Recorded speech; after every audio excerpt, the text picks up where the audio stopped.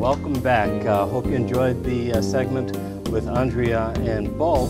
And now I'm pleased to have two other people who are involved with the Footlighters. Little different capacities, but you know, it takes an entire group of people to do a production. It's a team effort. And I'm pleased to have today Mike Suglio and Dan Baxter. Welcome to the show. Great, thank you for having us here. It's a real pleasure. And as I understand it, now you're the director of the show. Tell me what directing involves as opposed to some of the performance that Andrea and Bo were talking about.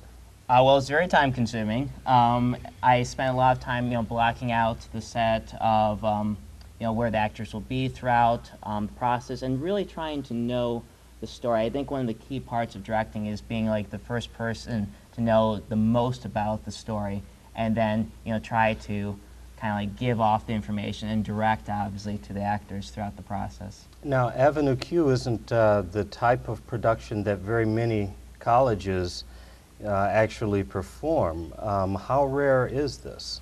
Not too many universities that I even know of actually have done Avenue Q, so we're definitely pioneers of doing the show. And also, as mentioned previously, is we actually have the replica puppets that they actually used on Broadway. So between having the puppets as well as doing this performance, we're quite unique. Well, how were you able to get the rights to those puppets and such?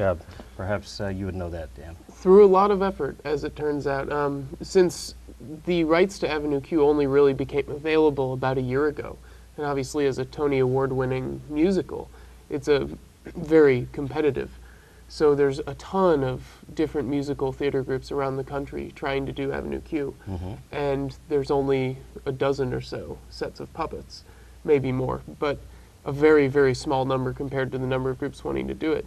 So it's very competitive to get them. Okay, now, first, how did you end up choosing this particular play for the Footlighters to perform? And then either one of you who would rather do it, speak to how you actually obtain the rights to do that. So why Avenue Q, first of all? So the way the club functions actually is anyone who's an active member in the club can basically choose a show, work with Dan to get the rights about the show, and I'll leave that to Dan there. And then basically they kind of pitch. Basically, they pitch why they feel that Footlighters should do the show, and also mainly the people who are pitching are usually the people who want to direct the show. I see. And there'll be a number of people who pitch, and then there'll be discussion, and then voting, and take it from there. Okay. And as far as getting the rights, can you speak to that, please? Yeah, absolutely. I mean, it's really a fairly straightforward process. You just request them from Music Theater International or whoever holds the right to the show you're doing. And in this case, it's MTI. And explain to them what you're going to be doing, and they give them to you. The real difficulty in it is getting the funding to do it. And thankfully, we have a huge amount of support from the undergraduate student government at Case Western, in addition to a fantastic group of patrons who really allows us to do these shows that we otherwise just wouldn't be able to do. Very nice. And is this something that both of you have done a lot of? When I was speaking with Andrea and Bo, you're talking about someone with an economics and Italian major and a computer science. What's your background? Sure. Well, I've been doing theater since I was a kid. I'm local. I grew up in Mentor, Ohio. And I studied theater as an undergrad, and I recently finished my master's in business. I'm actually hoping to be maybe more of a producer one day, but also I love directing. I always want to keep that part of my life. And then I do a lot in film, actually, in the community. And there was something about, if I recall, in one of the biographies that I read about a film. I don't know if it was a project or a. Can you speak to that? Oh, sure, yeah. While I was undergrad, I directed a documentary called The Struggle for Existence, which juxtaposes how the Cleveland Museum of Natural History and the Creation Museum in Cincinnati approach science differently. And then I got the opportunity to enter in a number of festivals. Oh, nice. And it won Special Documentary Achievement at the Ivy Film Festival, which is the world's largest student-run film festival. Very nice. And what about you, Dan? I'm actually a senior physics major, and so obviously that has nothing to do with theater.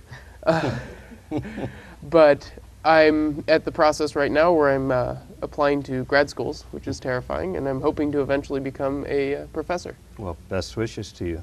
Back to the production itself, how many cast members are actually involved approximately?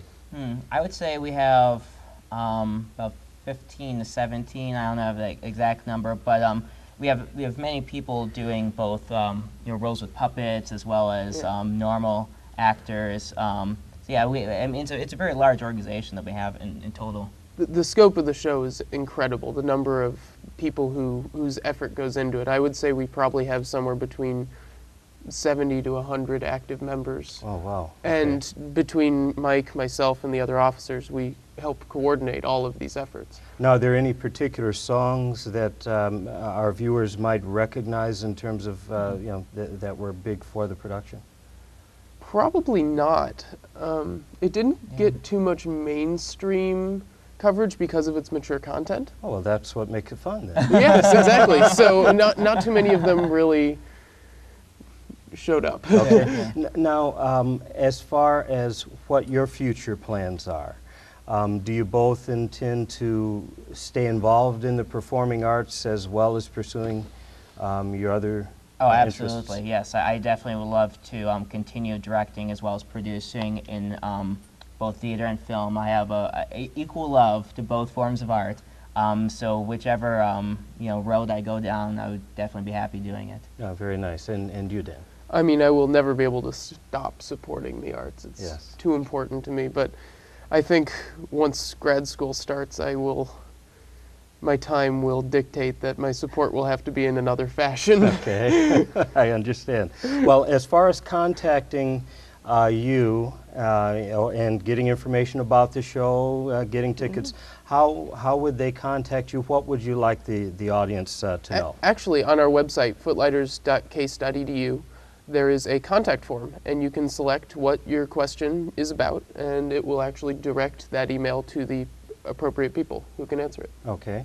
And anything that you would add to that? Would there be any reason for them to email you, or is there a phone number that they might call for box office? Or? Unfortunately, we don't have a box office, Okay. but there really isn't a phone number. All of the contact information is really on the website. So then people can find out how to get involved, how to get tickets and so forth. Absolutely. By going to the Footlighters website Yep. at Case Western Reserve University. Yes. And we'll make sure that that's on the screen, for everyone so that they can see it and go to it themselves. And so I want to thank both of you for appearing. It's a pleasure having you. Everyone out there, if you haven't seen some of the wonderful talent that we have here at Case Western Reserve University, the performing artists, you owe it to yourself to get a ticket and go and see Avenue Q as put on by the Footlighters. And so with that, we're going to wrap up what has been a wonderful show.